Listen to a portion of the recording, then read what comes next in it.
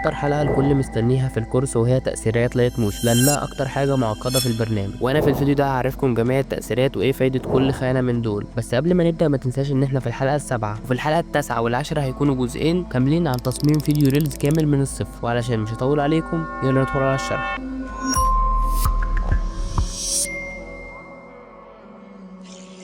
اول خانه معانا وهي خانه اللون والاضاءه. الخانه دي بتتحكم في جميع انواع الاضاءه واللون، وازاي تبدل الالوان، وازاي تعمل توهج. مثلا هنيجي نضيف تأثير ده، لو جينا عملنا كده هنزود الاضاءه، لو جينا عملنا كده هنقلل الاضاءه.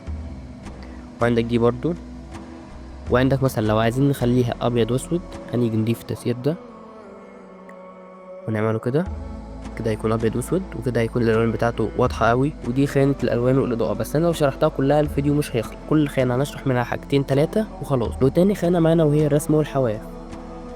الخانه دي بتتحكم في الحواف. مثلا لو جينا جبنا حواف ناعمه هنلاقي الحواف مش سموث كده. لو جينا جبنا التأثير وشغلناه وزودنا في دي شويه، هنيجي نبص على الحواف ثانيه عشان تظهر معانا، هنلاقيها بالشكل ده بقت ناعمه. لكن قبل التأثير بتكون كده. وتالت خانة معانا وهي ضباب. الخانة دي بتتحكم في جميع أشكال البلور، وبتتحكم في كل حاجة تعمل ليها ماسك وبلور. مثلا لو جينا ضفنا طمس بالاتجاه هنلاقيها شبكة كده. بص دي الصورة الأصلية، ولو زودنا هيكون كده. لو جينا ضفنا التمويه الضبابي نقدر الصورة الطبيعية كده، وتقدر تزود لغاية ما تعمل لها بلور. لو جينا ضفنا مثلا اللي هو ده التأثير ده، هنلاقي الصورة بقت عاملة كده بالشكل ده، وتقدر تعلي أو توطي منه. والخانة الرابعة معانا وهي التشويش والالتواء. الخانة دي زي ما انت شايف كده فيها جميع أنواع التشويش.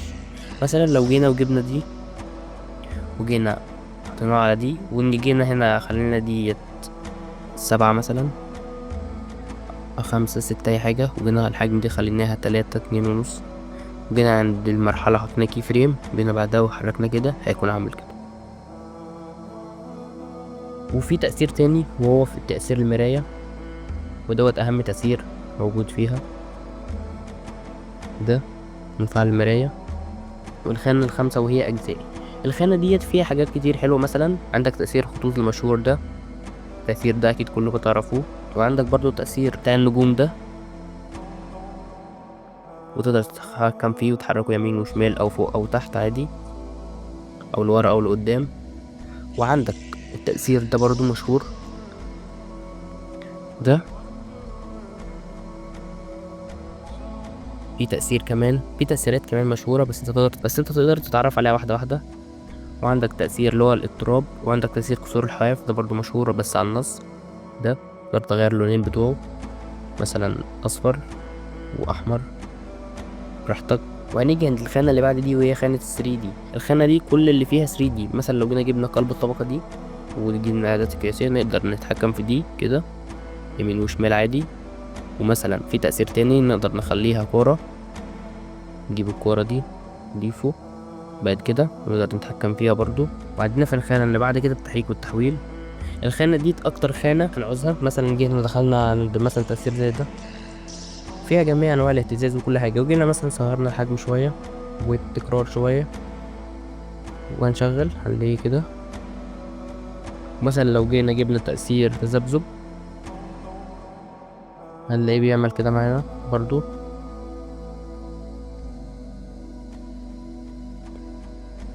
والخانة اللي بعد كده وهي خانة التكرار.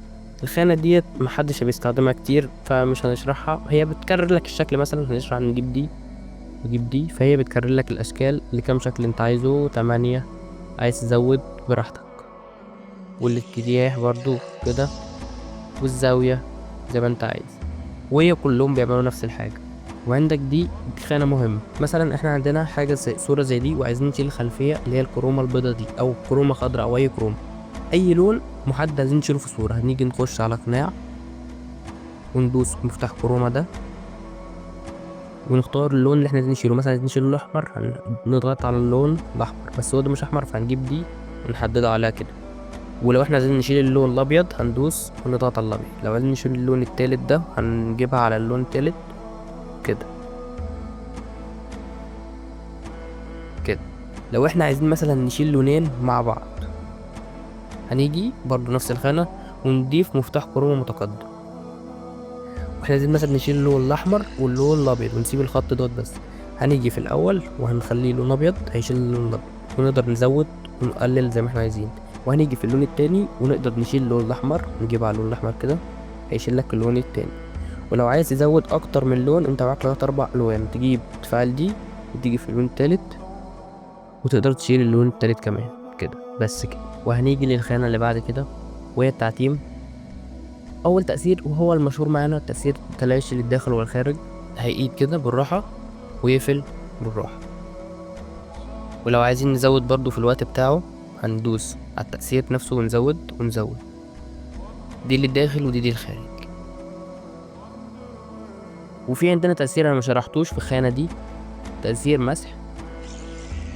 التأثير ده بيقدر يمسح لك اي حاجة انت عايزها، مثلا تعمل كده يمسح لك كده، تعمل كده يمسح لك الناحية التانية. ولو عايز بزاوية بتغير الزاوية من هنا عادي، ولو عايز شفافية اللي هي الريشة بتعمل دي كده. ده تأثير مسح. وعندنا خانة النص، هنيجي نكتب مثلا اعمل اشتراك بقى قربنا على 2000 مشترك، ومثلا هنيجي نضيف تأثير تقدم النص، هنيجي نمسح دوت كله، لأ ده بالانجليزي، اللي بالعربي اللي تحت هنمسح ده كله ونجيب كي فريم ونشغل ونزود ونحط كي فريم بتاعنا في اي مكان هيكون كده. ولو احنا عايزين يكون في مؤشر، هنيجي نختار اي مؤشر احنا عايزينه، مثلا زي ده كده وهيكتب. لو احنا عايزين حاجة تانية هيكون ده مثلا وهيكتب. لو احنا جبنا دخلنا برضو على نفس المرحلة بتاعت التأثيرات بتاعت النص وجينا جبنا دي،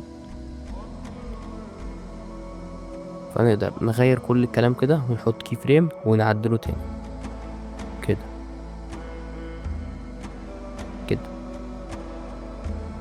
عندنا بقى لو احنا جبنا مثلا رقم مثلا 2000، يلا اعمل بقى اشتراك عشان نوصل 2000، وجبنا عدد تنازلي والصعودي وعملنا العداد السريع وجينا نشغل، هيعد معانا لغاية 2000. لو عايزين نعد يخليه يعد لغاية 100 بس، هنكتب 100، هيعد معانا لغاية 100.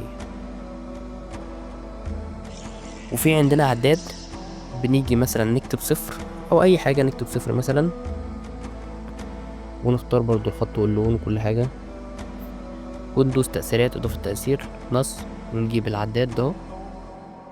العداد بيعد على حسب كام ثانية في الفيديو، يعني مثلا الفيديو هنا ثانيتين فهيعد ثانيتين، 1 2.